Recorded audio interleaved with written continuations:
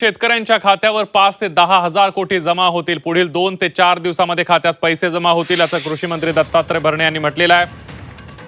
कृषी मंत्र्यांनी या संदर्भातली माहिती दिली आहे। कर्जमाफीच्या याद्या पडताळण्याचं काम प्रगतीपथावर असल्याचंही दत्तात्रय भरणे म्हणाले।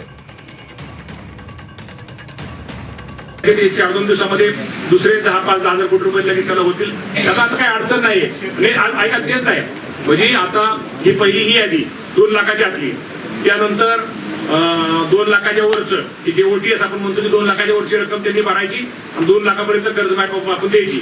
तिसरं प्रोत्साहन 50,000 रुपयाचं ते आपण ते द्यायचं आणि साधारणतः आणि चौथं की जे महात्मा फुले योजनेमध्ये कर्जमाफी योजनेमध्ये मागच्या वेळेस जे बसले होते त्यांना आपण 50,000 पहिल्यांदा जाहीर केलं आणि परत मुख्यमंत्र्यांनी ती रक्कम परत 2 लाख जाहीर केली, ते चौथं। असे चारही ह्याला आपल्याला कुठल्या प्रकारची अडचण नाही। लवकरात लवकर आपण साधारणतः 40,585 कोटी रुपयाची आपण ती रक्कम ही जाहीर केलेली 36,000 होती।